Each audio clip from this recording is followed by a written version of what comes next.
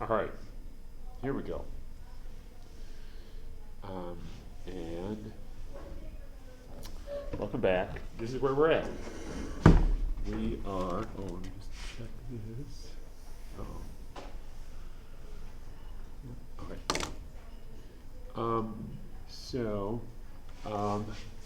This is where we're at. So now you should be working on your capstone paper document and starting to add stuff to that while you still are doing your capstone journal. Our goal is to get these done by the end of the semester, like that, and have our capstone paper completed. And I mentioned before that it's great if you can get a core, a few pages done, so you can feel good about that, and then keep expanding it and keep working on it. And now I think I've talked to most students in the class about what they're up to recently, and provided some help in getting this done. All right, so where we're at this week is we have some more reading. It's about teratogens, and teratogens are things that cause birth defects, and they would be environmental factors. And they could be molecules, but they could be lots of other things too. And the key concept is they cause birth defects, so we'll start talking about those some today. And then we'll have a class discussion focused on teratogens on Monday. And the idea is to try to bring examples to class. And so send me 5 things that you could bring to class about teratogens for next Monday before Monday class meeting. And if you are going to miss class, you still send them to me like that, so we keep you in the loop on that, okay? And I think we just have probably time for one more discussion after that, and so that one is really likely to be us trying to find molecular mechanisms, like what is this mechanism, like that. So right now we're doing the same kind of thing with teratogens and endocrine disruptors that we did in the first part of our course with natural phenotypic plasticity. We're trying to identify examples that illustrate the concepts and principles. So, we did that, dung beetles, that's a good one. Sex change in fish, that's a good one, like that. So we had good examples of that. We're trying to find those in this part of the course. And so we got some good examples from endocrine disruptors, like the DES daughter story and so forth. And we're trying to find those, and then we'll try to find some information about mechanisms. And I mentioned that mechanisms are a little bit challenging in this part of the course because these teratogens and endocrine disruptors often cause a bunch of different problems and different tissues and things like that. But we'll try to find some good examples and talk about them and put those into the story as well. So that's where we're at, okay? And so we had a good discussion about endocrine disruptors on Monday, and we're going to keep adding to that. And building on that, I want to say a few more things about that. So we have some good examples, and we have some good examples that explain the principles, including examples where scientists have learned some about the molecular mechanisms. And so in the DES daughters, scientists have found good evidence that there's a disruption in an alteration in Hox gene expression. Hox gene patterned animal bodies in the anterior posterior axis, and it looks like that's what's happened in the reproductive tract of females who are affected. These DES daughters have altered development of their reproductive tract in the anterior posterior axis, like that. So it's a good story for us to talk about because it has such a detailed explanation of what's happening during the development of those women. And it happened during fetal development, during that sensitive period when the reproductive organs of males and female vertebrates are occurring, like that. Yep. Then we started talking about this one too, ran into that during our discussion, and that's where some frogs out in nature, especially in watershed areas of heavy modern agriculture, are showing up with multiple limbs. And that comes up in this chapter too as a big part of an example in this chapter. A key thing about this to keep in mind is what we talked a little bit about in the discussion, and that is this example shows just that it can be really hard to pin down what's happening in these situations.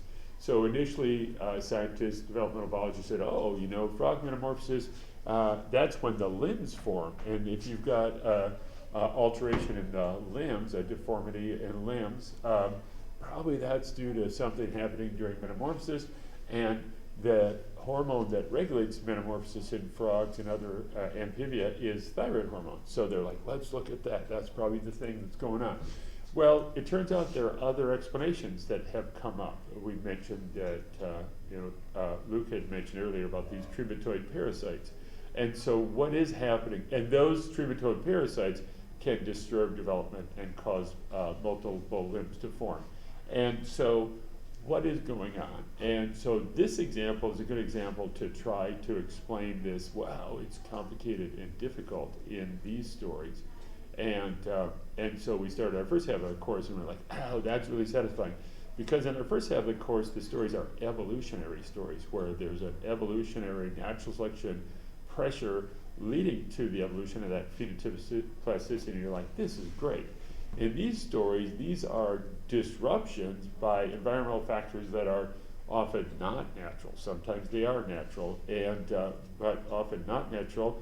And it can be really hard to pin them down. And it's okay for us to say that, to describe that. It's good for us to describe, wow, this is really challenging in some cases like that, okay?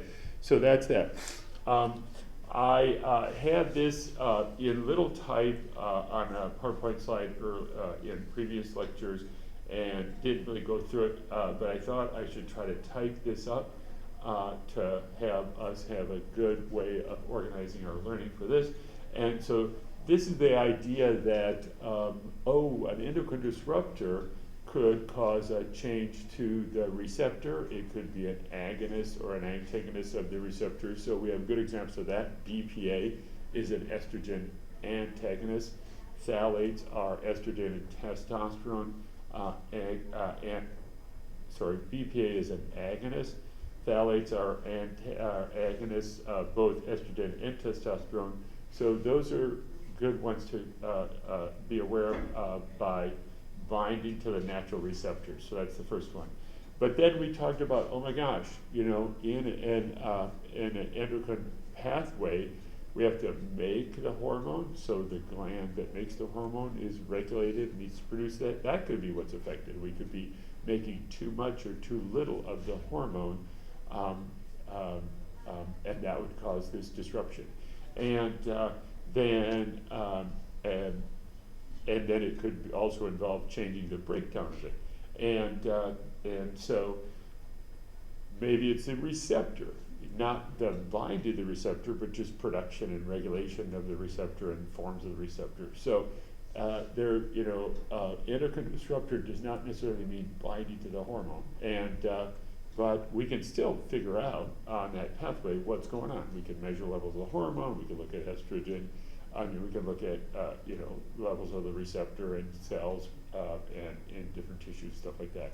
And so that's an important concept too, is that, we're going to look at hormone pathway. Those can be complicated. And we can have an endocrine disruptor act anywhere along that pathway. Specific location, specific way of affecting endocrine. And we'll see more examples of that because in our chapter on teratogens, the author introduces some more examples of endocrine disruptors, and we'll talk about that. We'll talk about the overlap between endocrine disruptors and teratogens. So here's another thing that we talked some about. I tried to organize it because we want to try to organize, we don't want to try to, we want to organize our learning based on being able to answer questions on the final exam. And so these are features of endocrine disruptors, and these are features of endocrine disruptors that are often true and then often different than some other toxic chemicals, like radioactivity. And so we talked some about radioactivity. Radioactivity really causes, at low levels, at really high levels, radioactivity is acutely toxic. It will kill a person from radioactive sickness, or an organism from radioactive sickness at really high levels. But these are low levels of radioactivity, and in general, all species are affected. and they're affected because the radiation causes mutations in the DNA. And so we can measure mutation rates in the DNA. I mentioned the Ames test, where you could even just use bacteria as the organism to just look at mutation rates based on the radioactivity. And it's a pretty good indicator of damage and danger from radioactivity. That's very different when we look at endocrine disruptors, and so just different stories on that. And we've talked, I think, some about each of these. It's good to try to connect some of these with examples so you can pair those up, you know, and describe them. And a way to think about this is, oh my gosh, endocrine disruptors are a relatively new idea. And so we have this field of toxicology, and we'll talk more about that today. And the field of toxicology has been around a long time, and it's not ready for these features. The traditional toxicology is like, whoa, we were not ready for this.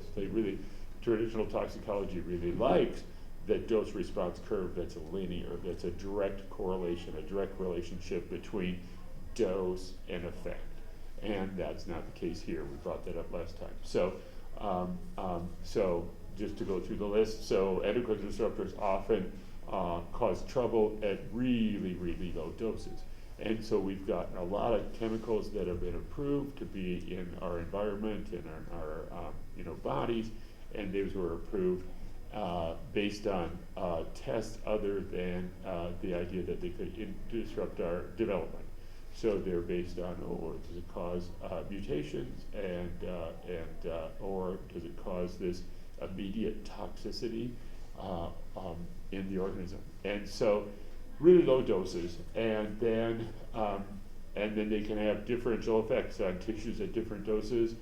These unusual dose response curves mean just non-linear. The really surprise one is this upside down inverted U-type dose response curve, where the endocrine receptor is often not as bad at a higher dose than a medium dose. Then this concept of sensitive periods is a great one for our course, right, because we're talking about developmental pathways. And then also sensitive periods with then a long delay, like these DES daughters, like that. Just a really long delay from exposure during the sensitive period to seeing the effect, like that. Just a little side note, when we talk about teratogens, the definition is they're things that cause birth defects, and we'll talk about this in more detail, but the DES daughters would be examples of the DES being a teratogen. So the birth defect, I think we could start out thinking, they're going to be immediately apparent at birth. And the answer is no. We can have teratogens that affect and cause birth defects that are not observed, for example, in the case of those DS daughters, not for 20 years after birth, 20 or more years, like that. And so that's a big challenge to try to understand. And then we had talked about this idea that within a species there can be different sensitivities with different people with different sets of alleles, and that's a problem, right? We're all kind of equally sensitive to something like radioactivity, but not equally sensitive to some of these endocrine disruptors like that. And then genetic differences between species. We saw that example of that lake in Florida where the alligators were greatly affected by this chemical spill that happened on a specific night when it rained and washed all the chemicals from the agricultural plant into the lake. But on the other hand, turtles and other reptiles were not affected at all. And then something we haven't mentioned is there's often a synergy, there's often an additive or even a synergistic relationship between endodisruptors and other environmental factors like that. And then last one, transgenerational effects, and there's a question mark there because that's kind of an emerging topic, is whether the DES daughters could have DS granddaughters that would also be affected. So we want to try to think about that and have that kind of list to be able to put something like that together and explaining, what's different about endocrine receptors that makes it challenging for traditional toxicology. Great. So now on to some teratogens, and you'll see, like I said, there are examples of endocrine disruptors in these in this reading, and when the book is trying to focus on teratogens. A teratogen is any agent that interferes with normal embryonic development. So there are some examples. The last one, rubella, that's also called German measles. It's a virus, and it causes birth defects. So some of the examples of things that are teratogens can be really surprising. In some cases, high temperature could cause disruption in normal development in a species and lead to a birth defect. I don't know if you've heard this, but like at a college or university, there are a lot of women of childbearing years, and if there's a German measles outbreak, this rubella outbreak at a campus, they'll just close that school down because of the danger that virus poses to pregnant women. The pregnant women would get sick and be fine, but it can really disrupt the development of an unborn child. So a big range of examples, and when we think of them initially, we think, oh, it's a molecule like that, and there can be a variety of environmental factors that cause this. For our course, it's the environment, right? Anything in the environment that causes this is something that fits into our course. So again, the problem doesn't have to be immediately observable at birth for something to be a teratogen. Then a key concept is, well, the sensitive period must occur before birth, right? That's a key concept in in teratogens. A teratogen really is a factor that has an effect before birth. So there must be a sensitive period of some kind before birth for something to be a teratogen.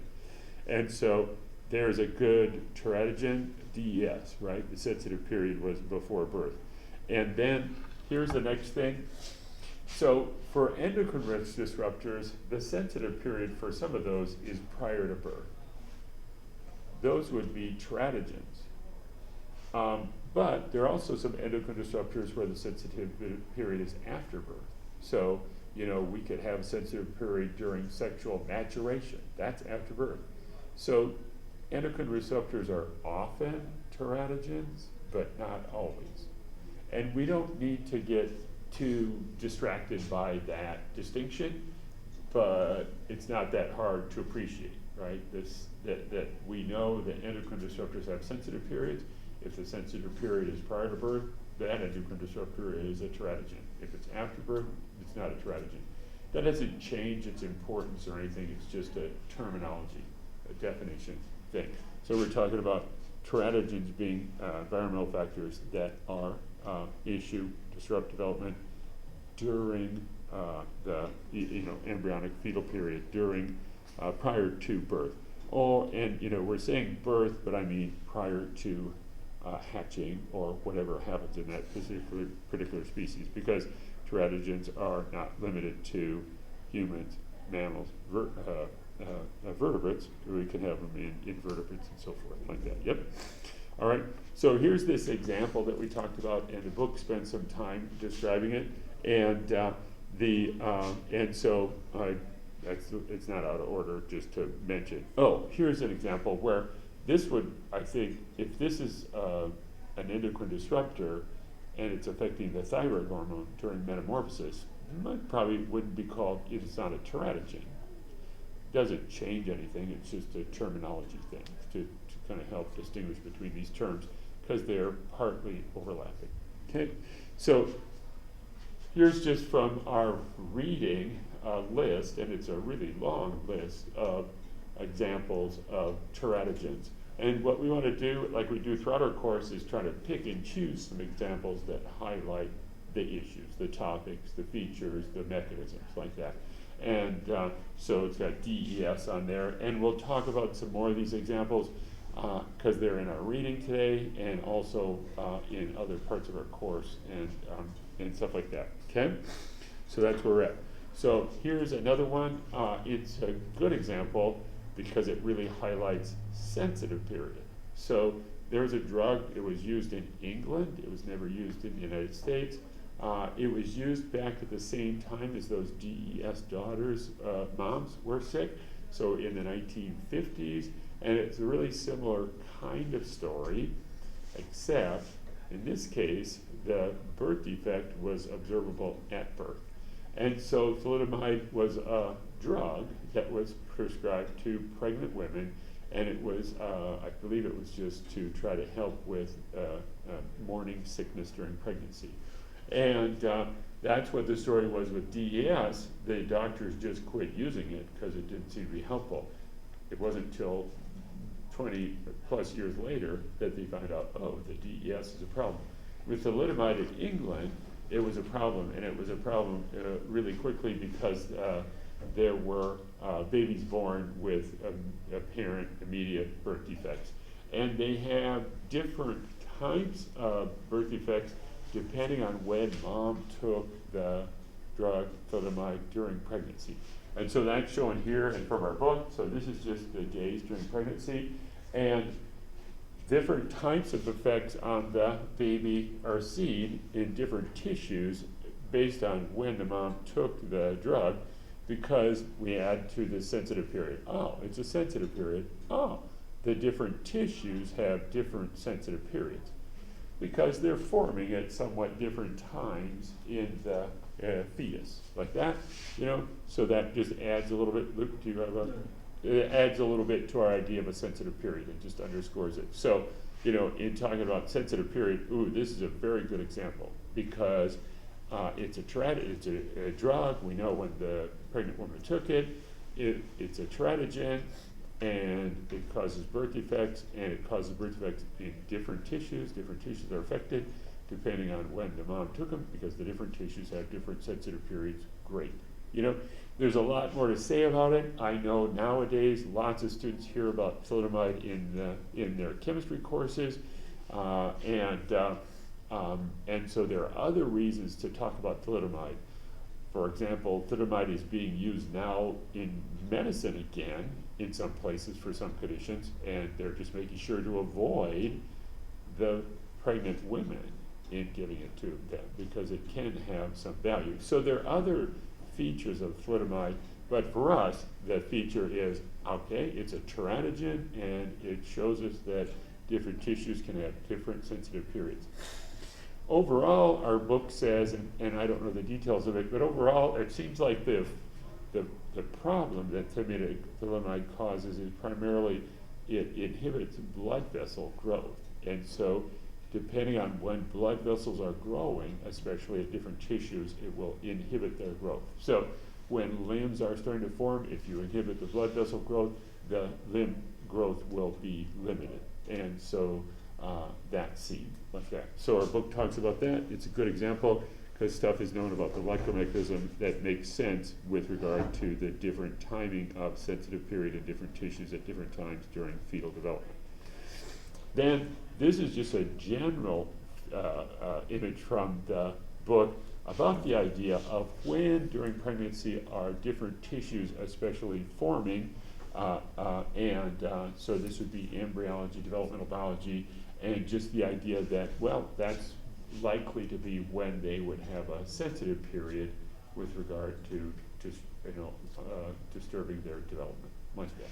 So the sensitive period arises with a really simple logic, but it's good for us to explain that logic, right? Why is it a sensitive period? Because that's when important stuff is happening, right then, like that, yeah? And before and after that, not a problem, like that. I'll give you a quick example of that from my life. So I have two daughters. My younger daughter was born when we turn about 12 years old. We get these teeth that are called 12-year molars. We don't have baby teeth version of them. They're just adult teeth that come in at about 12 years. And my daughter Lena had really good teeth until she got those 12-year molars, and she almost immediately got cavities in them. And the dentist was like, what's going on? And the dentist says, well, she has really poor enamel on those teeth, like that. And we're like, how'd that happen? And the dentist says, well, you know, those tooth buds form in the fetus. And they form at slightly different times, and probably mom could have been just an infection and a fever, like that. Just an indirect effect that just affected those tooth buds. Not all the tooth buds, just those, like that. So, just a slightly different timing of development, a slightly different environmental factor could cause this disruption. So just a really important concept, and that fits in very logically, but we just need to be able to express it. That's a challenge for traditional toxicology, the idea that, oh shoot, you know, with X-ray toxicology, radiation toxicology, you just expose anything to it, it's about the same story, you know, it's about the same amount of DNA damage, and so, you know, that's the, you know, it'd be great if we could do that. And you're like, well, no. And that's really hard because, you know, if, you know, a drug is being tested on just on, you know, a certain stage of animals, the drug will be like, oh, it looks like it's a safe drug, right? And there's a lot of pushback from companies that are trying to release new drugs, pharmaceutical or agriculture or, you know, industrial chemicals like that, you know, and do we really have, that's really going to be expensive to like test these animals throughout their whole life to see if there might be a short sensitive period of like their 12-year molar tooth buds like that, yeah? So, and so in talking about that, I wanted to just say, you know, at some point in teacher's course, I went and got an introduction to toxicology textbook, and so we want to fit some toxicology into our course also, because that's the context, the scientific context. And so this is just, you know, if this were a toxicology course, this is not our emphasis here, but it's the context that we're working in here. And so some of this stuff you would have heard before, like toxicologists would say, oh, a principle of toxicology is how does the toxic compound get into the organism, like that. Because there are some toxic compounds that are very toxic if they're ingested, but not if they're on your skin, like that, you know. So just to expose you to that, not because it's something you need to memorize for our course, but just so you get a feeling for some toxicology, so that when we write, oh, this is hard for toxicology, this is new for toxicology, you have a little feeling of that. And so they'll say, let's emphasize that, you know. And then, you know, what are the things that could alter this toxicity, like that? And then, you know, we're interested also in mechanisms. What is the problem at the you know, at the level of the toxicity, like that? And so one of the things that comes up a lot in toxicology is that there are certain issues with removing toxic compounds from the organism. And so, for example, in us and vertebrates, the liver plays a really big role in detoxifying compounds. And so that's not something we're going to talk very much about in our course, but it'll come up in a couple of examples on these teratogens. Is, well, you got to expose the organism to it, and can the organism get rid of it? And in some cases, these you know, artificially synthesized molecules are impossible for the organism to adjust and to break down, rather. And so the liver is a really good detoxifying organ, and then the other big path is to try to secrete these molecules. And so toxicology really focuses on that, is, oh, you got exposed to this, but how quickly can you get rid of it? Maybe not at all, because it's just such a novel compound, your body can't get rid of it. And that affects the overall exposure. So just some principles like that, and just some more concepts like this. A big deal in traditional toxicology is to just try to give the organism enough to kill it. And that's where this concept that you may have heard before, LD50, it comes up. And that's the lethal dose at which 50% die. And it's just kind of shocking in, you know, modern day to say, oh yeah, that was a big basis for traditional toxicologists to see, well, let's see how much it takes to kill these guys, you know, like that. You know, because there was no field of toxicology, and when it started, you know, they're like, people aren't worried about toxic compounds, but they should be, because some kill you, you know, like that. And then there's a more modern term, because now we're not concerned so much about just death, but, you know, what is the problem, like that. So with the kids with thalidomide, none of them die, but what's the problem? What's the disruption? And so now people talk more and more about this effective dose. So effective dose to cause the problem and not focus exclusively on just whether the organism dies. So that's where those terms come from, like that. And it just means in a test, you know, if we give it to 100 test subjects, you know, how much do you need before half of them are effective? Yep. This is just a little bit from that toxicology book, just to see, you know, that it's really a different field with its own jargon and so forth, like that, and a lot of statistical analysis, like that. And so, just a couple of terms and just, you know, definitions like that, and so toxicology, and then here's some key concepts in it that I just pulled off the, you know, AI overview, and I don't really want to, you know, go through them. I'm just setting the stage, you know, so you could take a look at them, and if you want, you can go back to the recording and look through them, just to have a context of what toxicology is, for two reasons. One, it helps to see, oh, this field of eco-devo and the environmental modulation and development is a really new branch in toxicology than traditional toxicology. And then also, there are a lot of toxicologists. It used to be at USM, there were a couple of the biggest research labs at USM were led by toxicologists, and lots of jobs, lots of research opportunities in toxicology, and you know, safety issues like that. Yep. So a really important concept in toxicology is acute toxicity, and that means very immediate effects.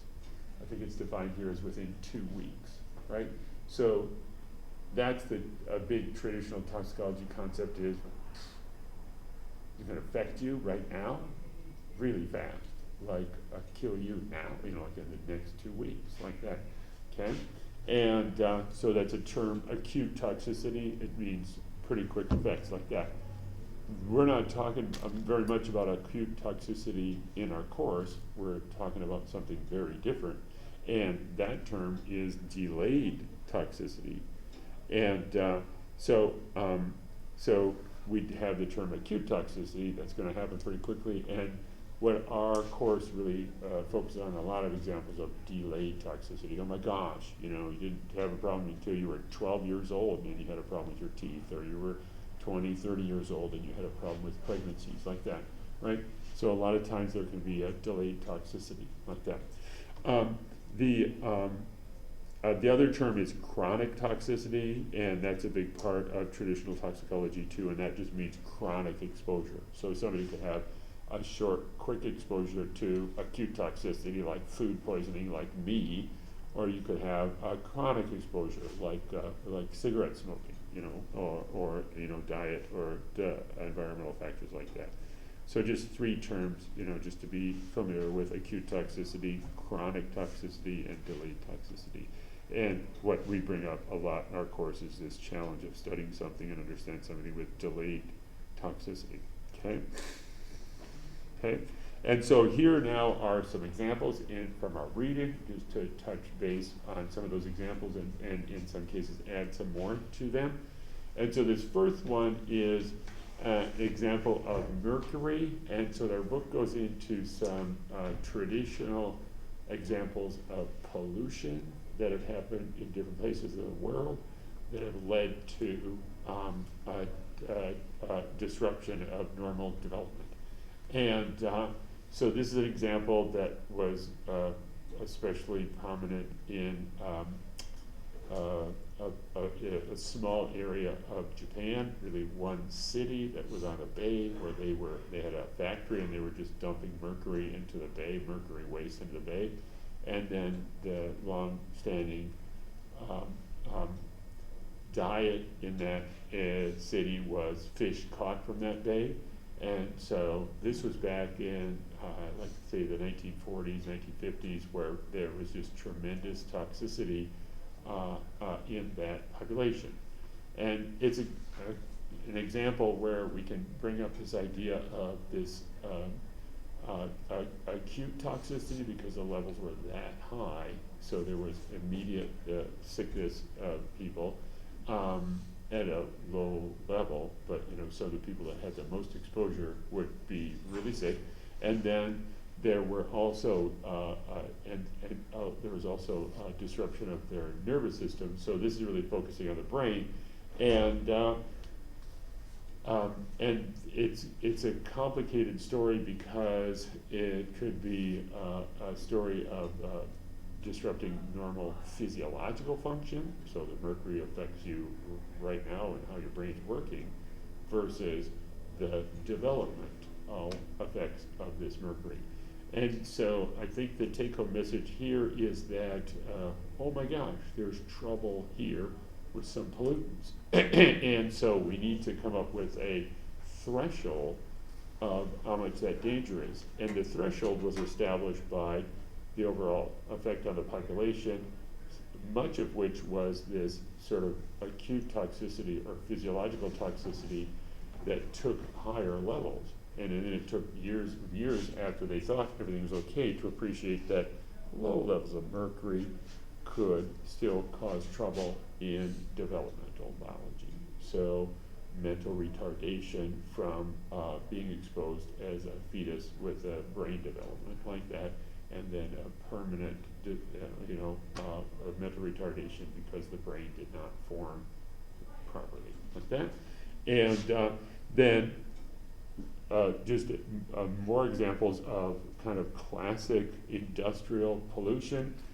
So stories of other metal waste like that from industry, and again, different locations around the world, lots and lots of case studies highlighting these things. And in general, the stories are, okay, there's a big concern here, we're gonna figure it out, we're gonna set a threshold, and the threshold was set based on a real focus on acute toxicity issues that would be like, oh, the mercury's affecting my brain, and I'm an adult, but it's just more sensitive when my brain was developing as a fetus, or any other species, right? We kind of lean toward quickly describing things as if it's affecting humans, but in nature, in wildlife, it's the same type of problems like that, okay?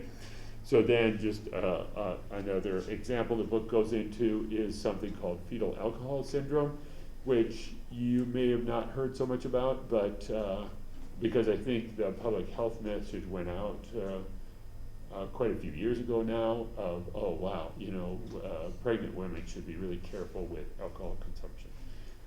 But this is literally that example where there's sensitive periods in fetal development where the fetus is really sensitive to exposure to mom's consumption of alcoholic drinks. And if the mom was a chronic drinker, the fetal alcohol syndrome effect on the newborn baby is permanent and really, really dramatic. So our book wants to go into that. And I think the book does that in part to try to get the kind of the warning, the public health message out to people. And this is an example where, oh my gosh, the list, I don't know if I have a list of effects, but like there's a long list of different things that can be affected by exposure to alcohol during development. So this would be an example of the alcohol being a teratogen. Yep. And the book goes into data slides about that too. Some of these examples, I don't think we need to dive into the detail of the data because the overall story is just a brief 2-sentence explanation like that, oh my gosh, this is an example where many systems in the body have their development disrupted by exposure to alcohol, and that's it, like that. And here's an example where in the environment there are just naturally occurring molecules that can cause developmental disruptions. And here's an example of a weed that just happens to make a molecule Our book talks about it as if maybe there's a kind of an evolutionary role for this plant to make this. Maybe it would be kind of to try to prevent animals from eating it, but that does seem like a very likely argument, because in this case, it's the mom that's eating it, and it has no effect on the mom, but it causes developmental disruption in the unborn babies. And it causes a disruption in their facial development. And so this is a famous example for a couple of reasons. One is that it occurs, for example, in Maine. This weed is in Maine, and so people who raise sheep have to be mindful of the presence of this weed in the areas where their sheep are grazing, or the sheep lambs will be born with tremendous birth defects because it's a teratogen.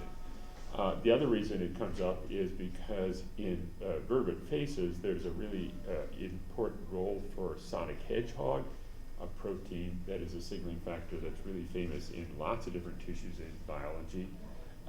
And this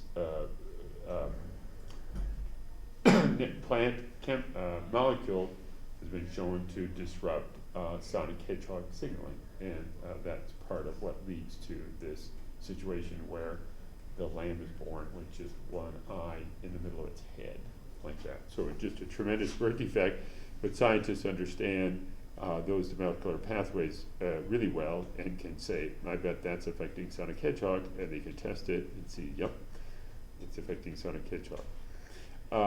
Here's another example, this is this weed killer called glyphosate, and there's a good chance you've heard about that in the news and concerns about it.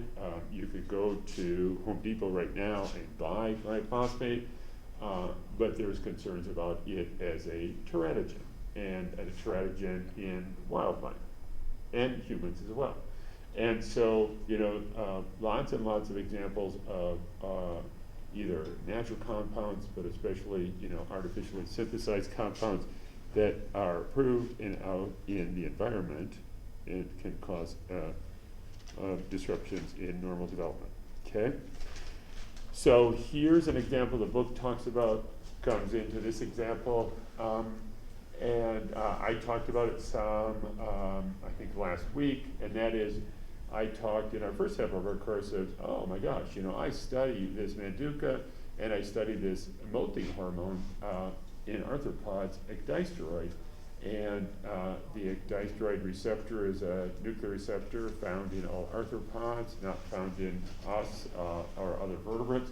And I say, what's really interesting about this is when I buy purified forms of this arthropod hormone, the company that sells it to me purified them from plants. And that's because in this case, plants like this one are thought to have evolved through natural selection, the ability to make these arthropod hormones, in particular an insect hormone, and kill the insects that are trying to eat it. And the way they do it is through an endocrine disruption mechanism. They just get the insect to get too much of this ecdysteroid hormone at the wrong time, and it will try to molt, and it will just die because it'll be not ready to molt. And so we started an example, and that example comes up again in this chapter on teratogens, but it's not the main emphasis of what the author's talking about, and so I'll just set the stage here with that idea. First, that's a good example of just a naturally occurring molecule that looks like it was evolved to help in the organism, not like it was an accidental, industrial product, or not like that cyclopramine that where the sheep probably it's an unfortunate situation rather than having evolved to be helpful to the plant like that, or an organism. And so that's that setting, and we'll talk a little bit more about it. Again, the ecdysteroid receptor is really well understood, and that it's a transcription factor, so we can look at the effects of that molecule. And here is a company that made a insecticide taking advantage of that logic. So The insecticide is called tebuconazole, and it's the same idea, it's just that it's an artificially synthesized compound. And they tested a lot of different forms, a lot of different molecular forms of it to find the compound that would be really specific to pest caterpillars. So it's actually an agonist of molting hormone in all arthropods, but in most arthropods it doesn't have any effect. And so this brings up this idea of a company that's taking advantage of the principles that we're learning about endocrine disruptors. And so one of them is, they can be very species specific.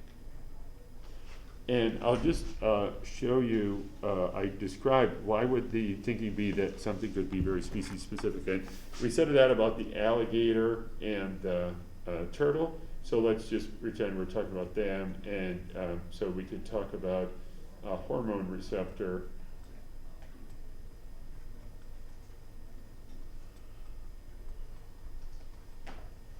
And it has a binding domain, ligand binding domain to bind the hormone that is going to activate it or regulate that receptor like that.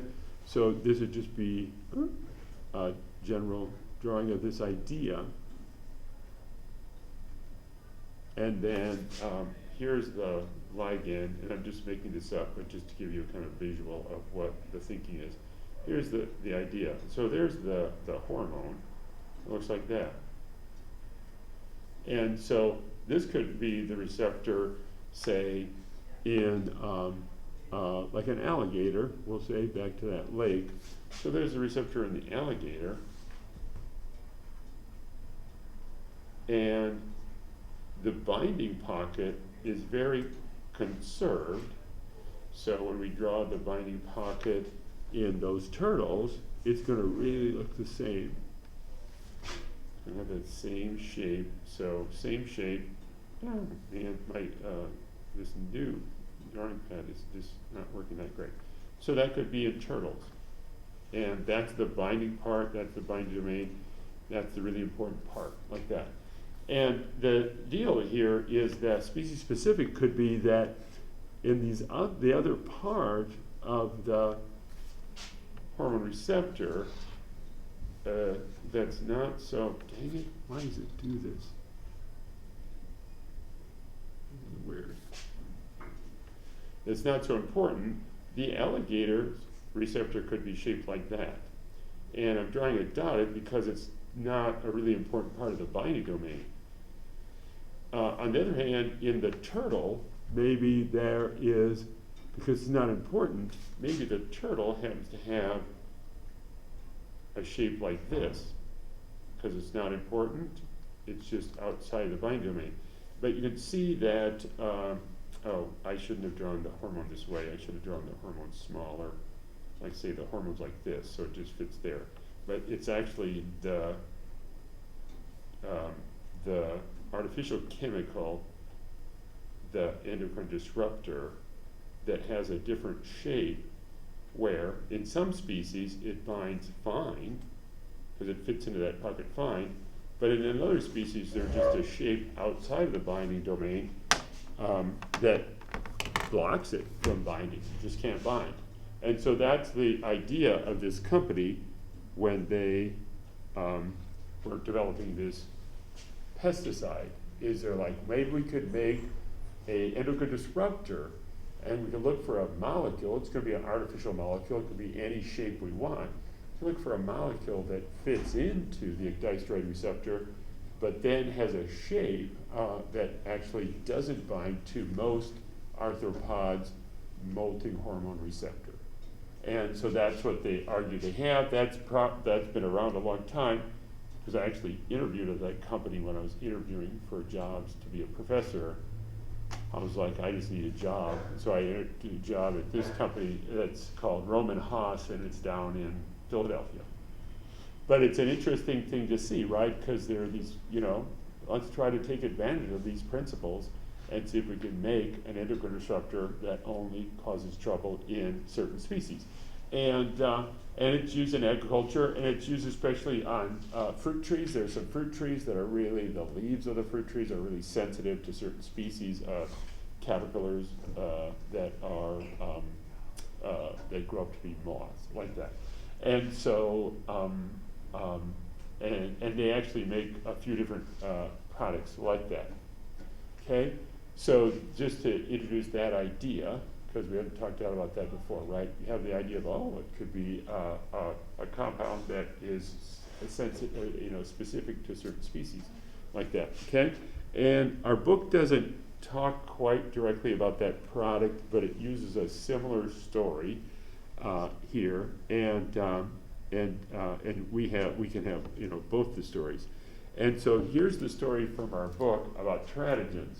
And this is an example where the book is describing an example of in a teratogen chapter that I think is an endocrine disruptor. Well, that is an endocrine disruptor, like that. So we had a separate chapter on endocrine disruptors.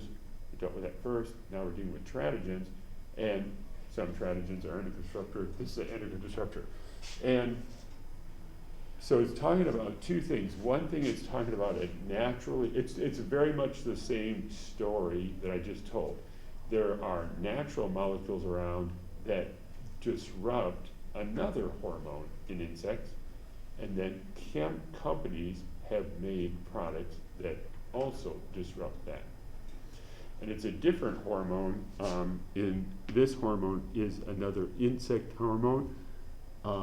In insects that go through metamorphosis, and it's called juvenile hormone.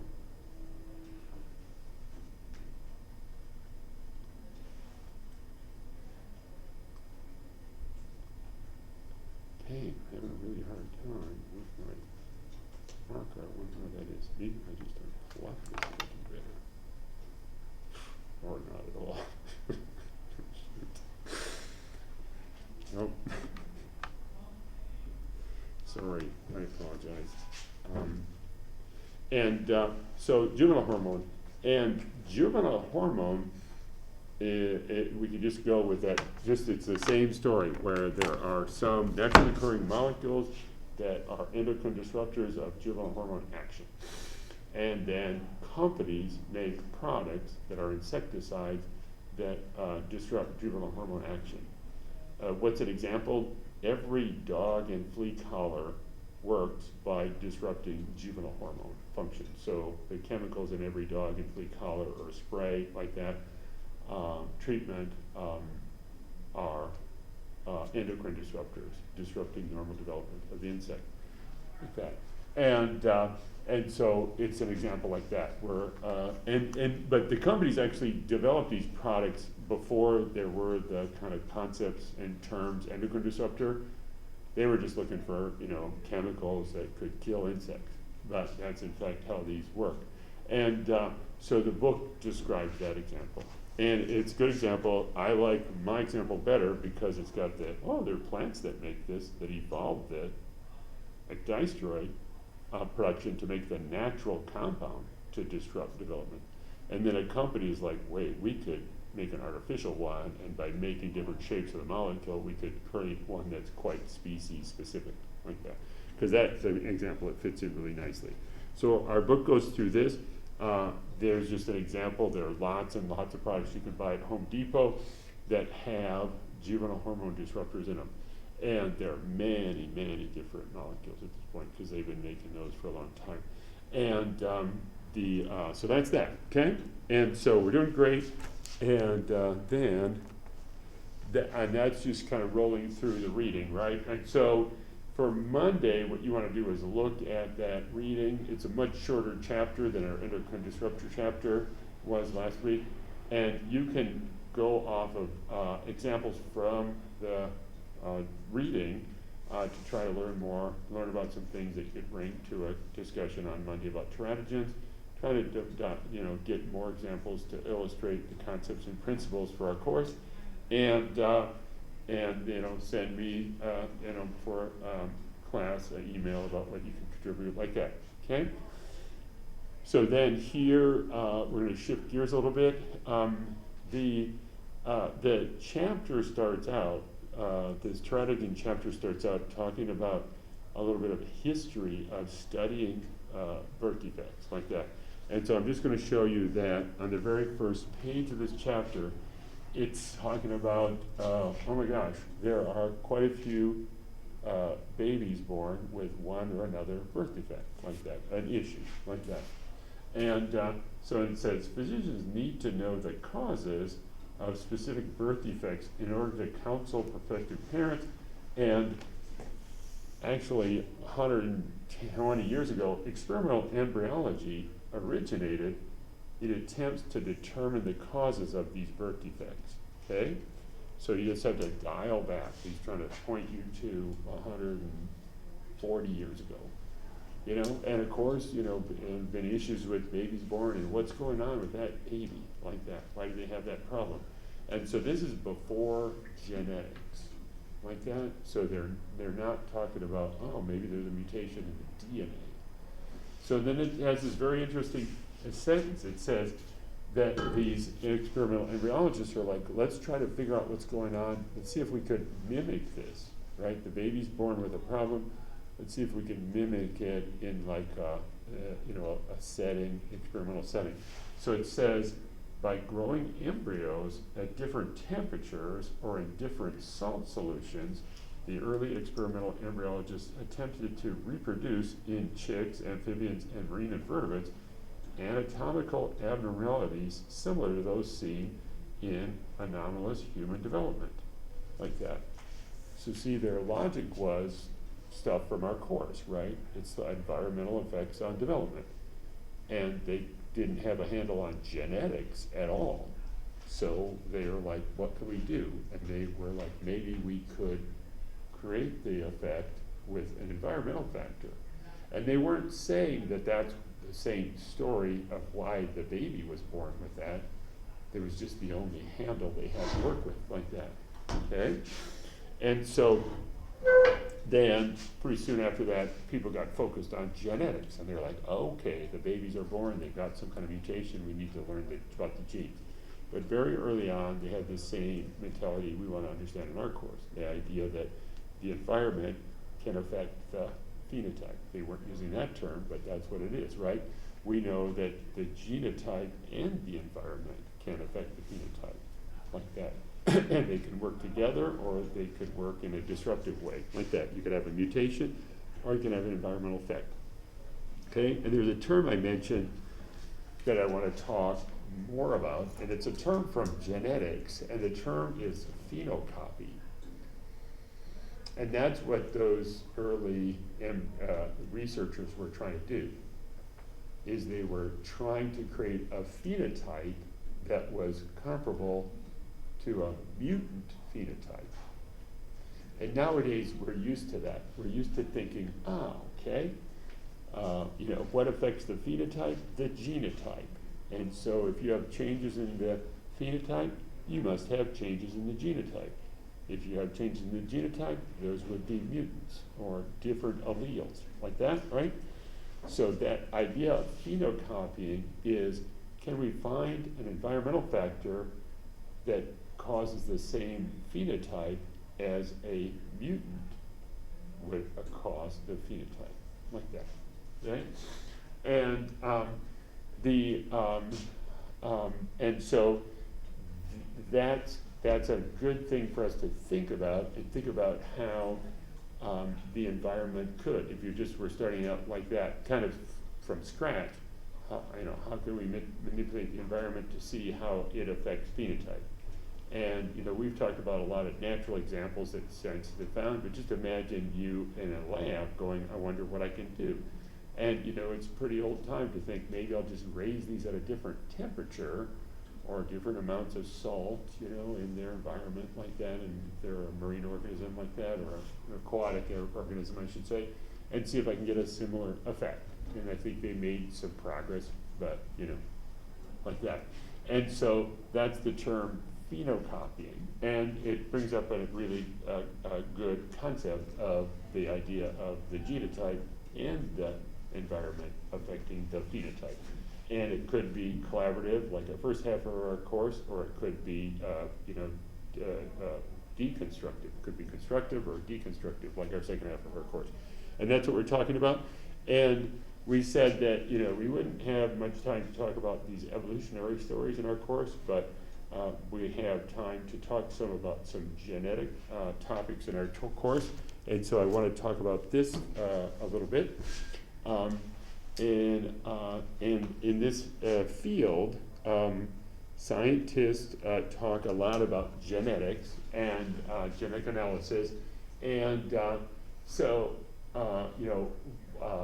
once genetics started to develop as a field in the 20th century, instead of trying to look at environmental factors, scientists were really focused on the genetics and looking at mutations, right, like that.